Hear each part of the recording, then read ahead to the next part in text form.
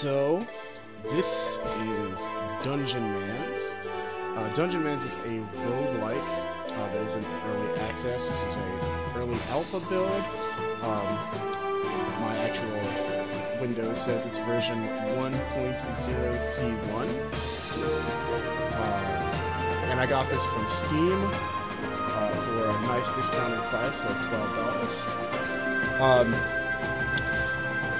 A little bit about myself. I am a veteran roguelike player. I've played Angbon, I've played Tales of Middle-earth, I've played Sill, I've played the various Angbon variants. I like roguelikes. I've played some of the more recent roguelike variants like Rogue Legacy, and I'm having a lot of fun with this.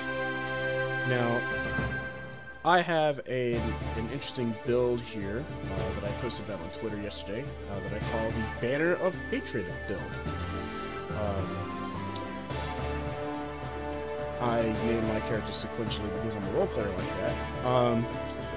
This guy here, I started wanting to build a full Necromancer, and I wound up with this interesting build because I got 3 Tricksonometry books. And so I got all the Tricksonometry skills for basically nothing in an early dungeon run. I think, oh no, I hadn't even cleared out my inventory. Did I even turn my books? Okay. So I'm going to take a moment to inspect and clear out my inventory from my last one. Oh, that's nice.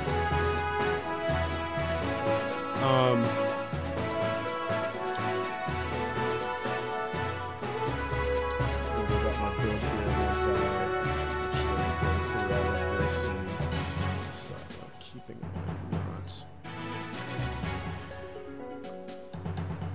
This is a process every time I go through this. Okay. The gear that I'm looking for has a lot of spell power because my main damage is based on Foom, so I want lots of spell power. You also notice my science is very high. That's because some of my buffs scale off of science, at least I think they do.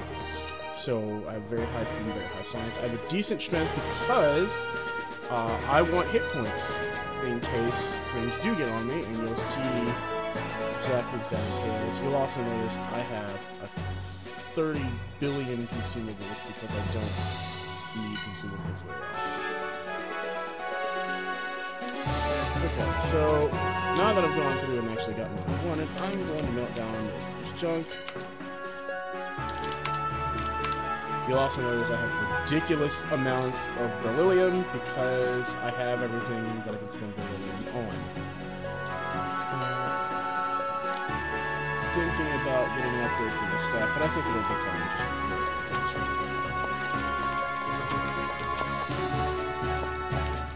So, I spend my little on boots. Yes, I did.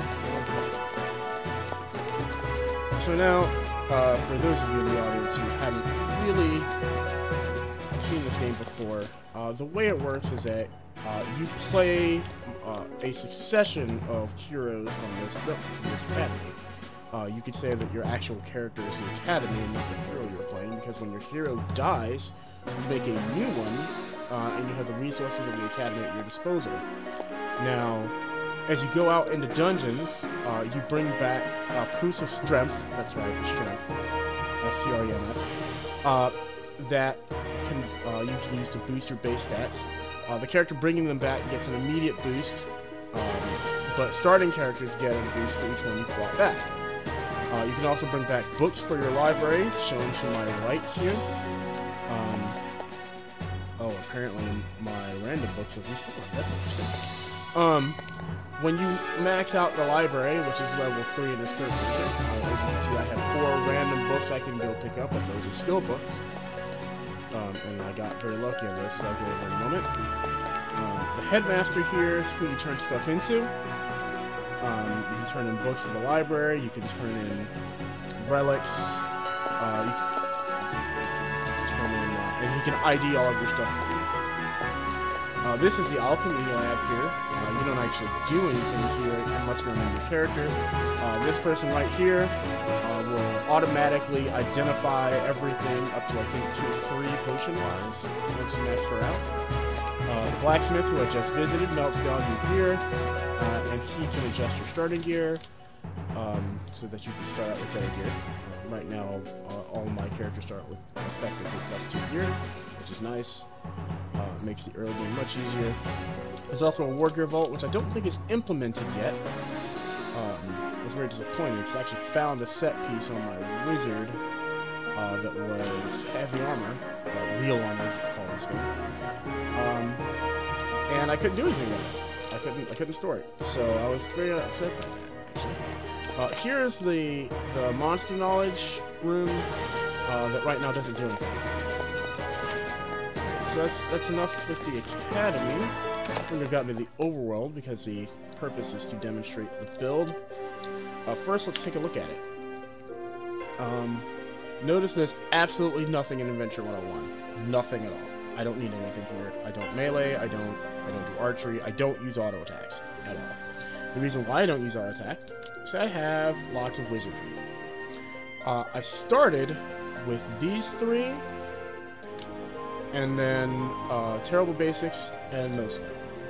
And that was enough to get me to the first dungeon. The reason why I want Wizardry 3 is that with Wizardry 3 you get Bolt of Foom. Bolt of Foom is a basic fireball attack that allows you to deal fire damage that scales with your Foom to any creature you can see on the map.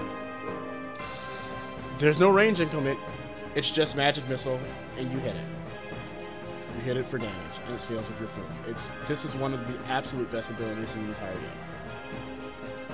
game. This is also a very strong ability. Lava Lance. Lava Lance pushes the foe back in a line 4 squares long, pushes foes back 1 square, and deals large amounts of damage, fire damage scaling with your food. No cryo science yet, interestingly enough, and you'll see I don't actually need it. This is I think one of the crowning achievements of the build. Like I said, these 3 points I got by completely random in books. So this build is actually about 3 or 4 levels ahead of where it would be normally. But Hero Cloud and Decoy Mans are very important to my normal playstyle. Vanish I only tend to use as a last resort kind of thing. It feels kind of buggy. I'm not sure if some of the results I'm getting with it are intended or not. Now, this is what I intended to do with this build in the first place. I wanted to be a necromancer with some wizard bands applied. Liberally forbidden arts. This is the tree you kind of wander up first.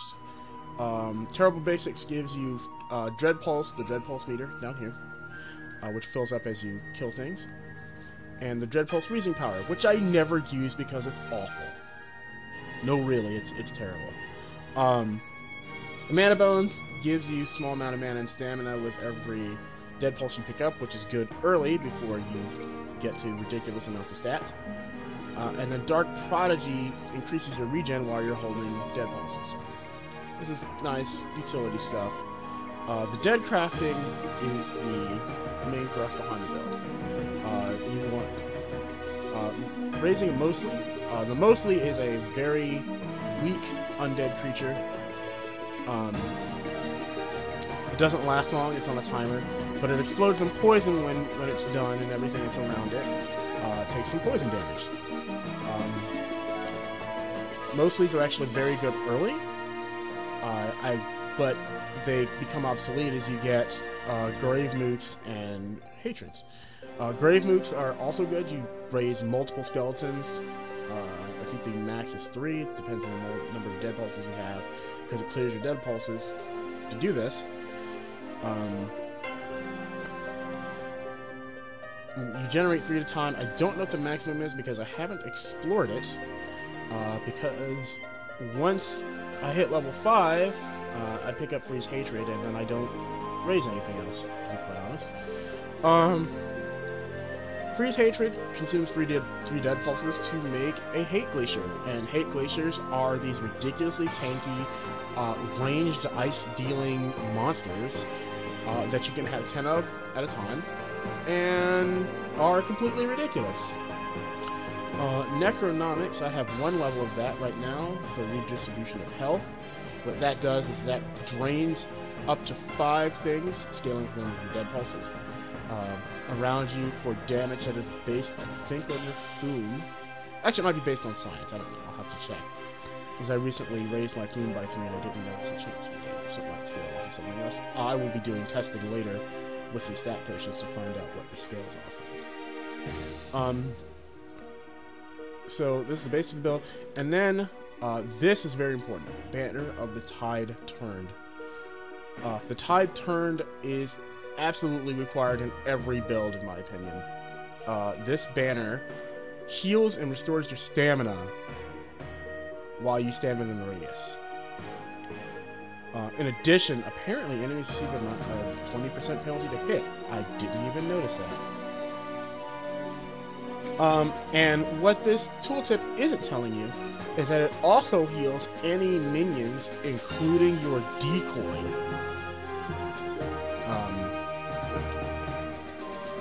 So now we've gotten the basics of the build.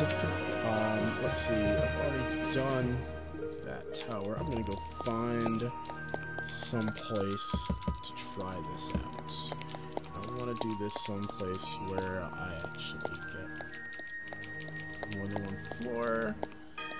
I don't generally like running that place. No, I don't. So we'll try this tower. Now, this could go horribly wrong, and I could just die. I've never actually been in this tower, but it says it's adventurous, which means it's on level, which means the boss is going to be slightly above level. Okay, so we'll give this a try, and you'll see how this works. Bandits and thugs. Okay, good. Still bandits. The last one was also bandits. I didn't know if they were all bandits. I'm actually not going to do that.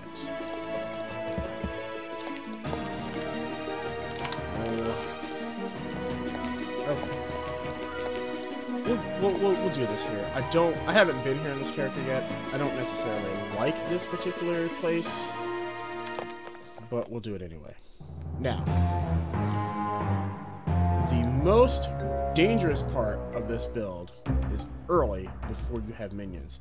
And in situations like right now, where there are like 5 or 10 minions surrounding me, I need to buy time. Now, the first move I like to do in this situation is to drop a decoy. So, I'm going to do so. I'm going to drop a decoy right there. If the enemies are closer to you than your decoy, they will generally attack you anyway. So we'll see. Okay.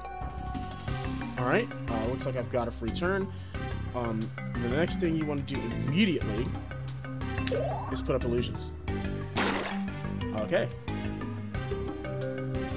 Now, I have no dead pulses, I have no nothing.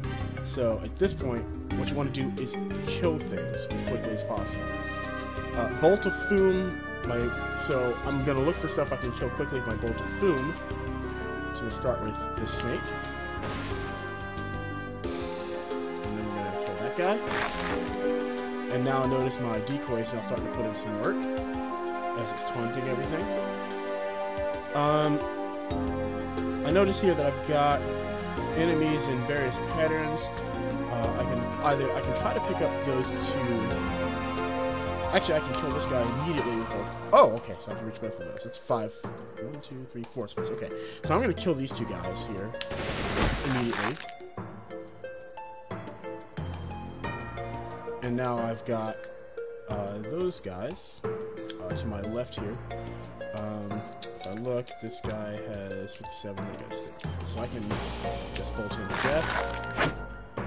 Oh, I've got a Got a snake over here. Now these snakes you definitely want to take care of as quickly as possible because you don't want to basically get tagged.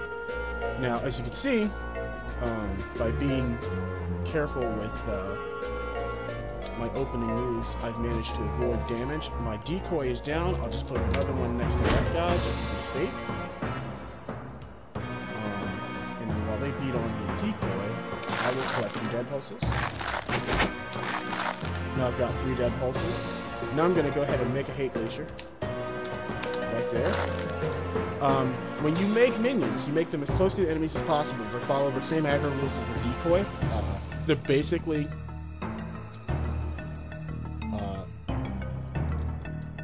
basically decoy. Hate glaciers are like decoys that can do damage.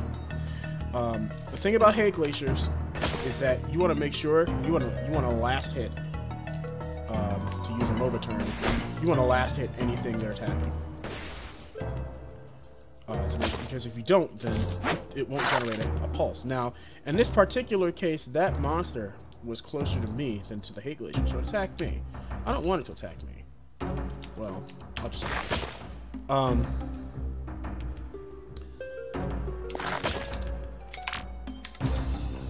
got 3 pulses. I'll make another. Oh, I've got a snake on me, and my illusions are down. So I'm gonna make an illusion. And I'm also going to play it safe and put a decoy over there. And my 2 hate glaciers have killed the thing there, so let's move on. Let's play a couple of moves.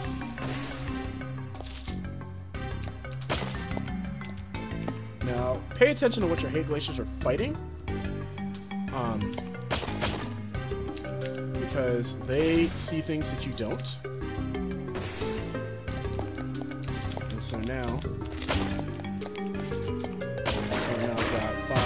Whenever you have 5 dead pulses, generally want to make sure you want to make a hate glacier because you don't want to waste any pulses. Now the hate glacier is getting low. Now I'm going to drop a banner. He's gonna, as long as he stays within it, he'll heal.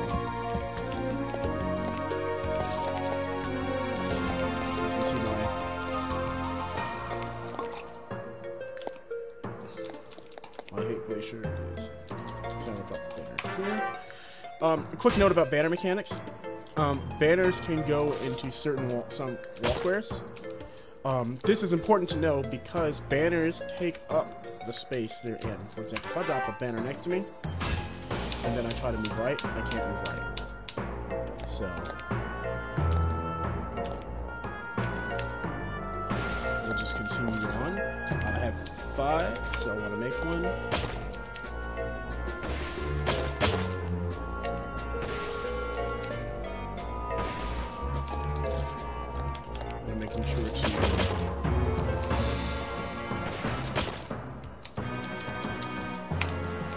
The range of actually summoning a hate glacier is 3 blocks.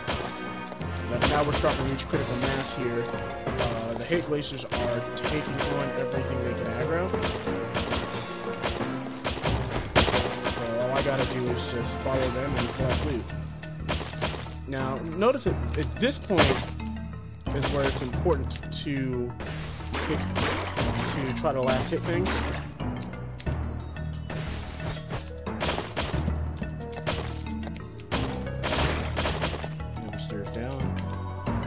But I only have 2 pulses. Alright, so my hate glaciers are going off on a spree, all on their lonesome, and they've just killed like half of me. It's just kind of funny. Oh. So yeah, that's really the basics. Make a bunch of hate glaciers, drop a banner, let them heal.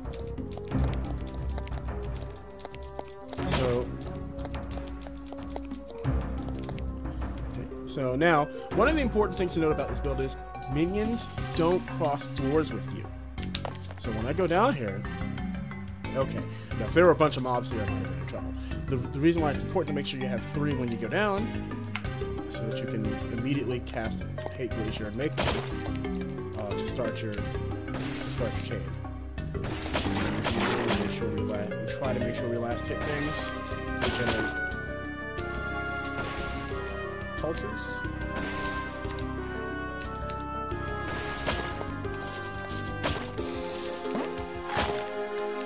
Alright, so that was a mistake on my part.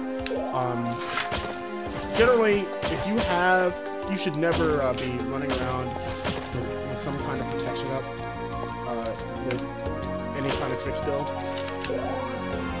I have been lax about keeping my illusions up, but in that situation, you'll run into situations like that one where enemies will just kind of hop to you. And if that had been a stronger enemy, I could have died. And this is where I demonstrate the ridiculousness of Bolt of Foom.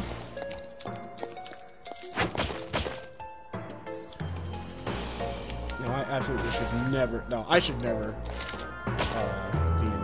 be in even with an illusion. I shouldn't do that because someone taps on the other time. My illusions can just run out. One of the things about the Hate Glaciers is that they are slow. Unlike the skeletons that run ahead of you. The Hate Glaciers are usually behind you. So that's actually one of the reasons why it's good to use decoys.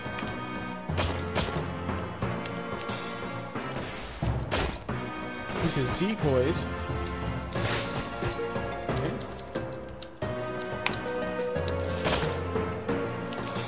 In this case, I'm going to let the glaciers take that. I tend not to make a Hate Glacier unless I see 3 dead pulses, or I can quickly get back to 3 dead pulses. Because you wanna be able to make one quickly, and the more Hate Glaciers you have, the harder it is. So once again, I didn't see that enemy. He could have been something nasty to kill me, and I didn't have any illusions up.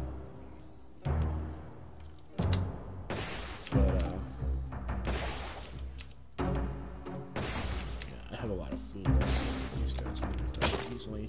Now, I will be at 6 if I pick those up, so I'm just going to make another Hate Glacier just to make sure I'm not wasting dead pulses on the ground. I'm going to try to make sure at all times that you're not wasting Hate Glaciers on the ground. So, looks like I've got 6 of these guys now. And I'm not fully exploring this level because, like I said, I don't like playing this level. Now, once again, I have no Hate Glaciers, so I made sure to go down with enough to go downstairs enough so I can make one immediately, so it can aggro. In fact, I want to be sure that I'm safe while I go collect that pulse. Hate Glacier. Now that he's been tied up by the Hate Glacier and my decoy, I'll just go ahead and make one. My Hate Glaciers are over here somewhere. I'm just going to make a decoy, give them something to chew on. Ooh! What's that doing?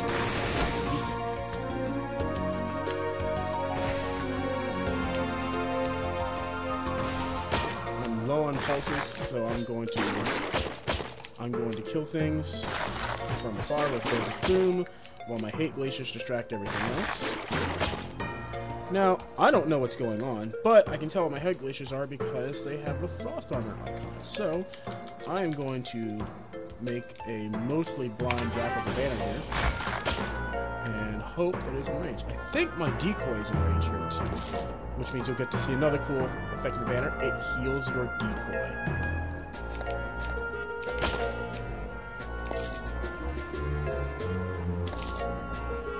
So now I'm going to have 6 pulses, so I'm going to drop another Hate Glacier, and another decoy, and then start killing. And that's basically how this works. I use Bolt of Foom as my main source of damage. I use Lava Lance as my main source of AoE, line-based AoE. And I drop banners to heal my minions, while they kill and distract things for me. whenever I get up to 5 dead pulses, when I see that 6th, I attempt to make one. Now that dead pulse over there is gonna die soon. And I also got something on me, so I'm going to drop a decoy.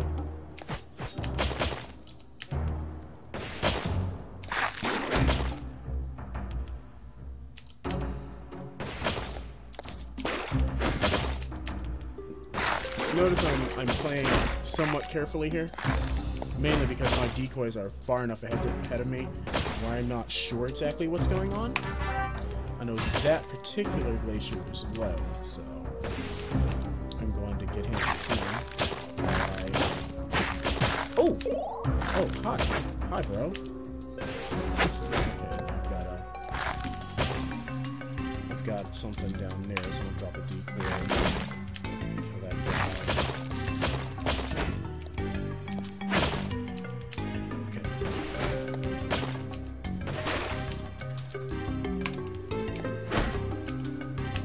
So this is how this plays.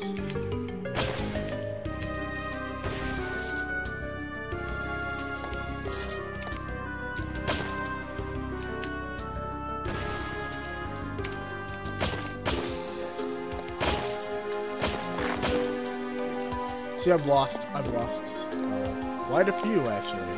Quite a few of my glaciers to mines.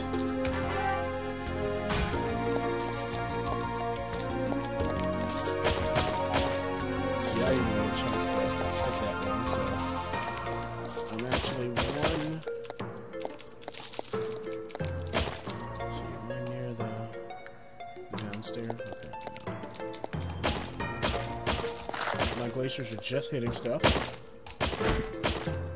and I don't have 5 pulses. And once again, that guy is not paying attention to it. Oh, there's some.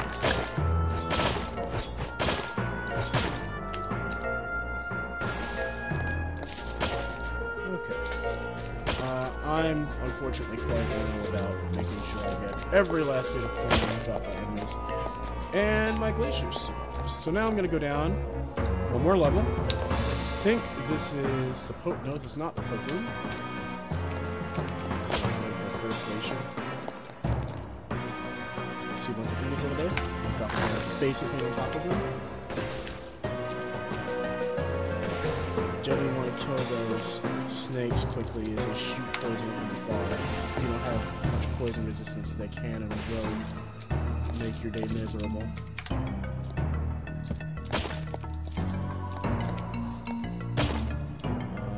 My glaciers are shooting at some point. Okay, drop another glacier here. And there's a lot of dudes, so I'm going to drop a banner. Basically busy them while I start slowly taking these guys out. Now, yeah, see, these pound spiders are a problem. They took out my, they very quickly took out my decoy, and so they wanted to pounce to me, so, again, you want to be sure that you're keeping up your illusions. You'll notice I have yet to press invisibility, and that's really for terrible, terrible situations. Okay, and in this case, I think there's a glacier over there. Can't see that square, which is why that didn't work. Oh, I need to drop another glacier.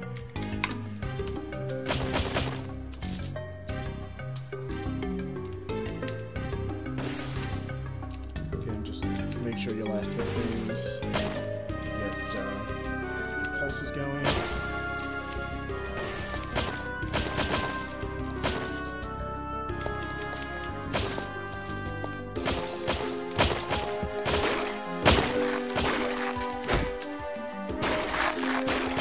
You'll notice that this build lacks very strong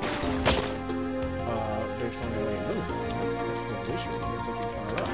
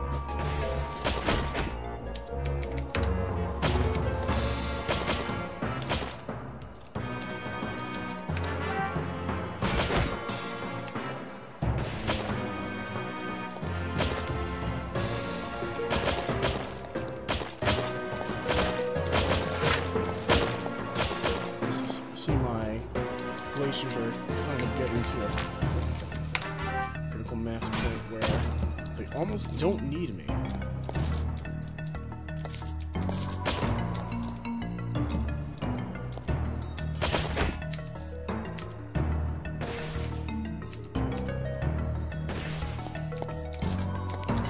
Okay. Got 5. Now, I think this is the... Yes, this is the Lizardman Poke Room. And once again, I'm just going to go ahead and...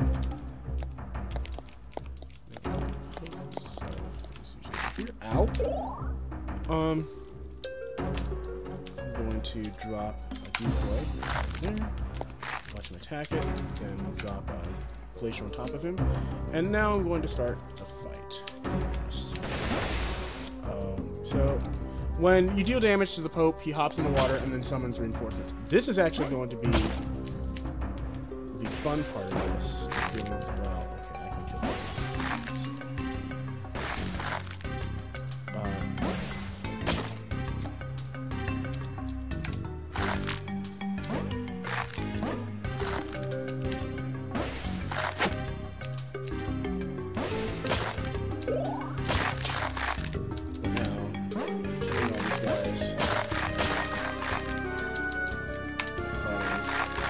Sorts of fun glaciers. Oh, there's a Pope. And he's dead.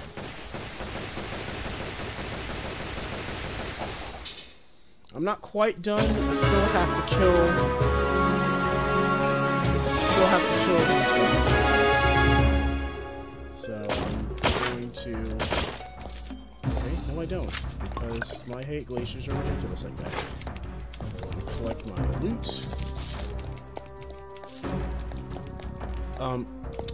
Your minions do not carry over, but your dead pulses do.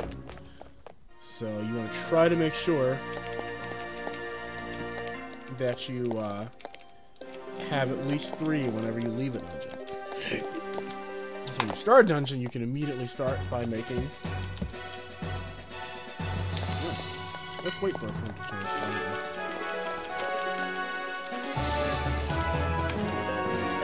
Relics. Check out the gear that I got.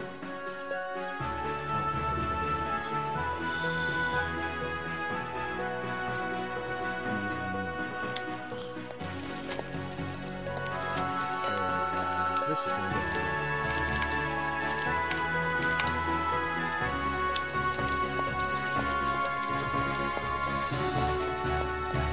brought back 2 proofs, so I'm going to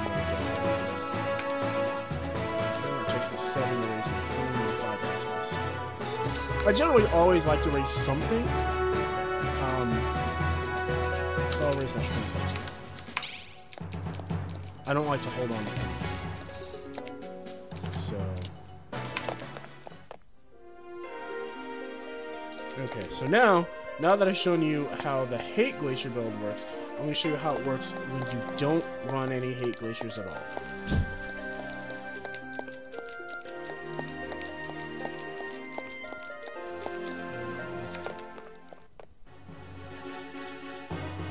Now, I've already done this. I wonder if I can do it again.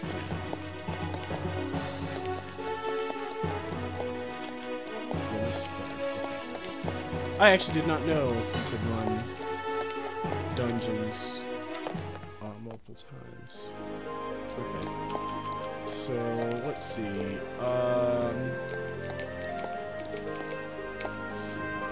We'll play this one.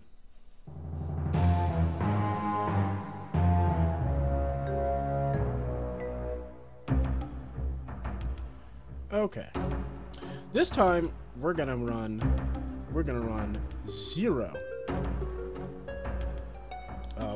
with no hate glaciers at all. And you'll see how I handle AoE. Okay. So now there's only one enemy here, so I'm just gonna go ahead and kill it. Then I'm gonna put up my illusions. It is really critical when you don't run hate glaciers that you keep up illusions.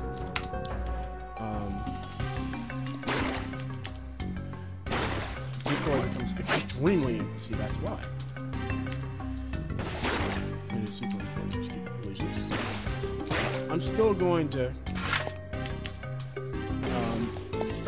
pick dead pulses. Now, in this particular variant, you're going to wind up wasting.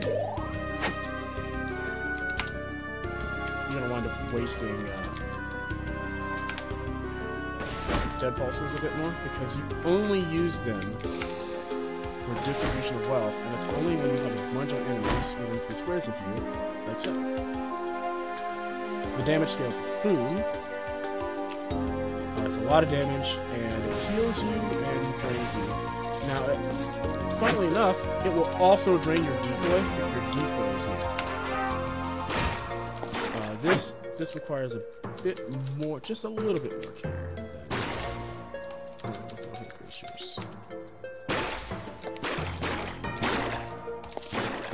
They're going to be beating on that thing all day. Why? Because it's getting healed by a bear.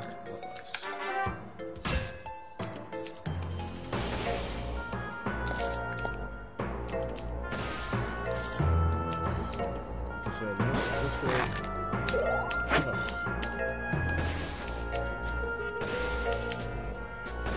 You tend to waste more pulses. You can be a bit more aggressive with redistribution if you want to get the most out of your hate pulses and death pulses.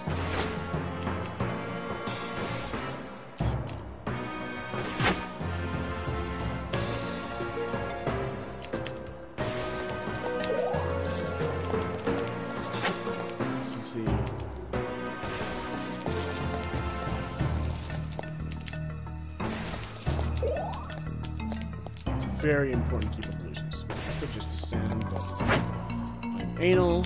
Of course, this costs me more faith than I should be having.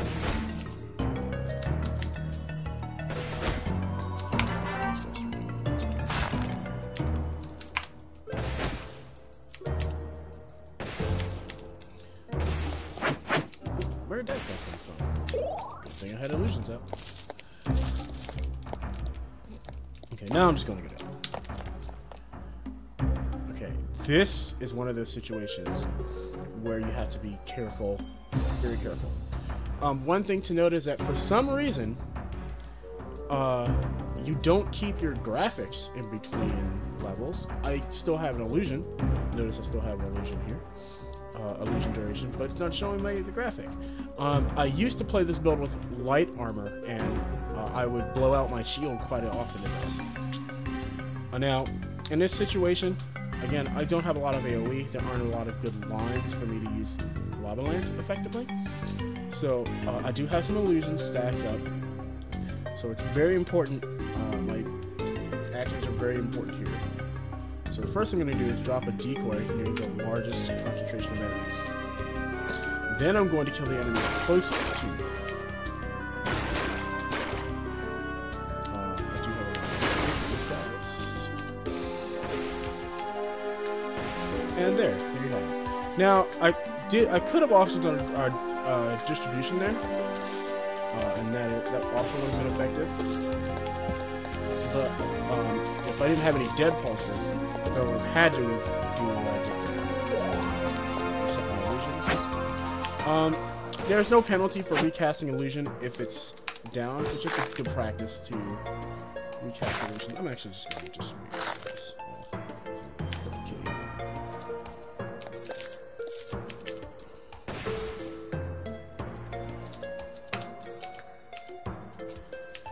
Oh no, they paralyzed my decoy. Don't do that, though. Something over there. Let's drop the decoy. Maybe I'm not. If you can, sometimes if you see a creature out of sight that's attacking you, you could drop a decoy. Like I saw a creature over there, but I can't see it now. You drop a decoy between your net, and you can reach the decoy before it reaches you.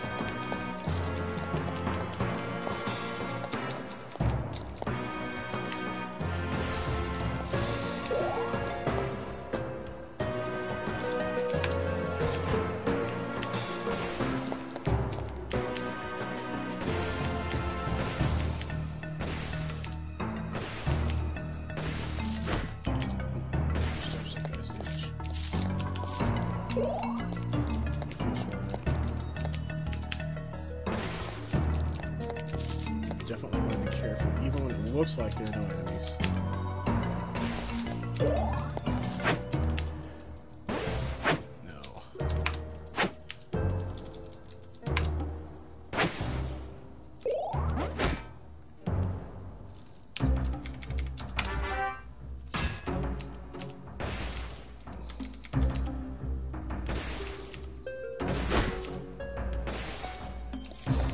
Once again, I probably could have done a redistribution there to speed things up a little bit. That's another thing with this particular build. You want to pay attention to when you can use distribution, when it'll kill, something there. Okay.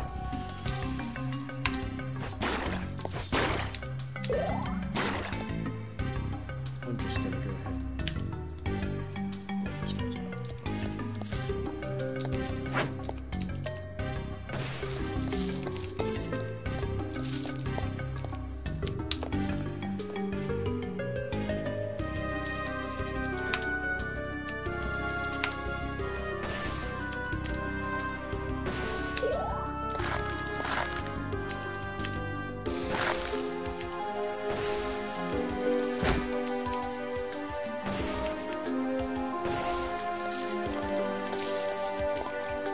This build has no problem staying alive.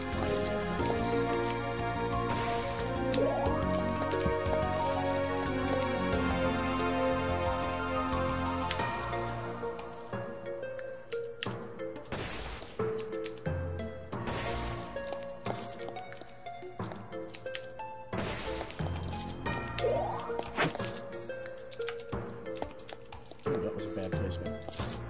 Oh, never mind. Apparently they can hit it there. You can have multiple decoys out.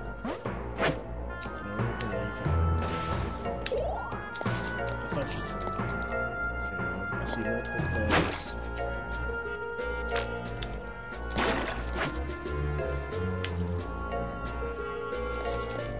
I'm trying to be more aggressive with my redistribution at this point because the damage is enough to kill the smaller things.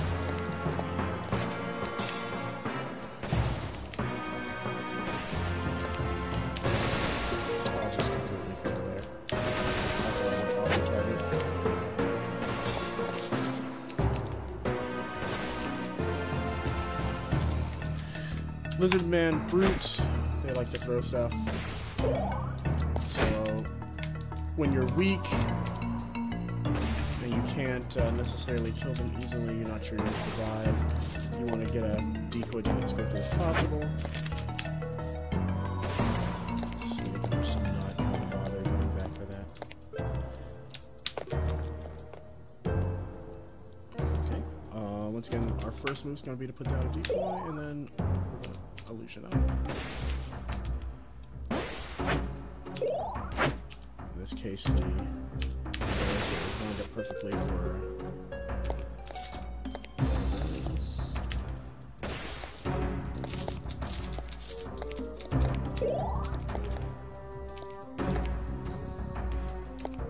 I'm just gonna step in, do that. Oh, the beast did that. Shoot.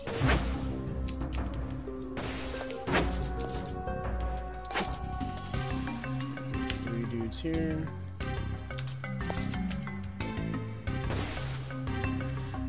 There are lots of dudes closing in.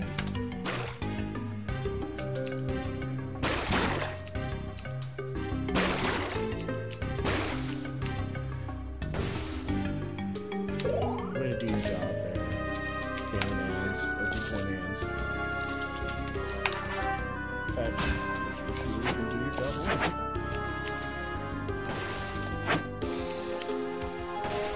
In this case, they have direct line of sight to me, but not the decoy.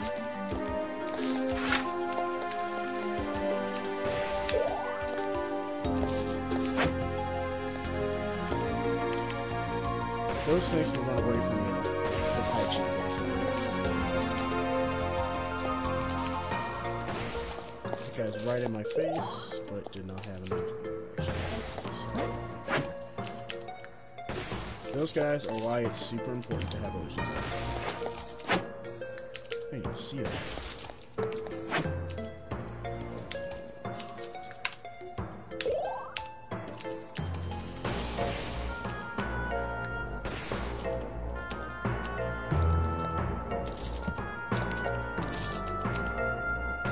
There's my decoy. Just soaking up dudes.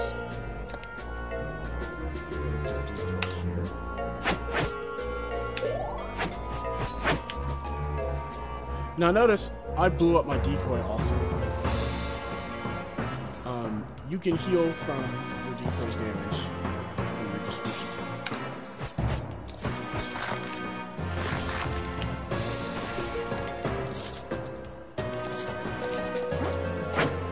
Oh, hi bounce fighter.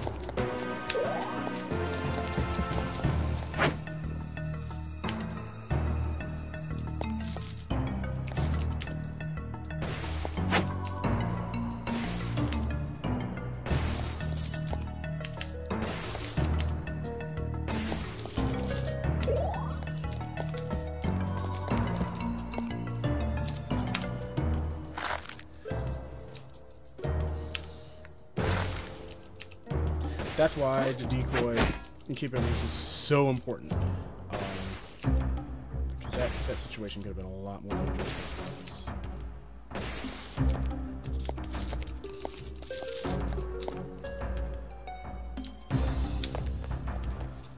Alright, so now I'm probably up against another Elizabeth boat. This is going to be probably a little bit more challenging without a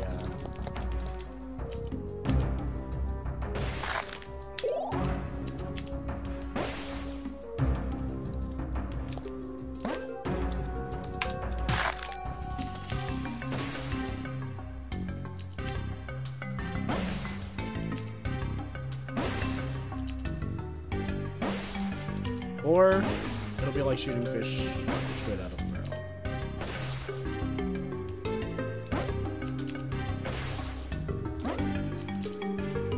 This bolt of fume is kind of silly. Nope, this is rated as dangerous.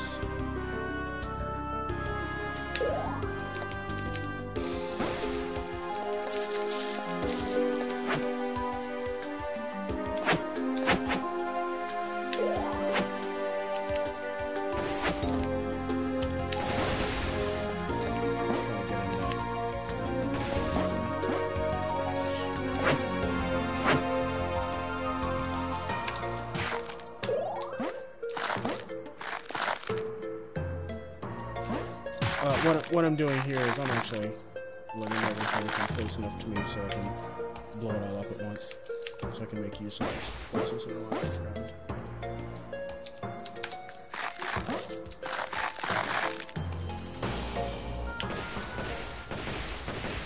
That was a redistribution.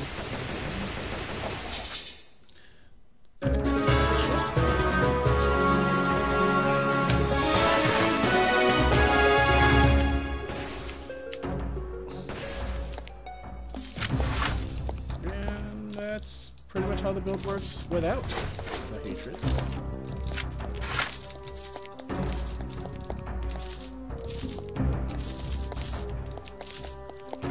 So there you have it, folks. That is the Banner of Hatred build, and how to manage it when you can't build hatreds for whatever reason. A quick note about redistribution of health.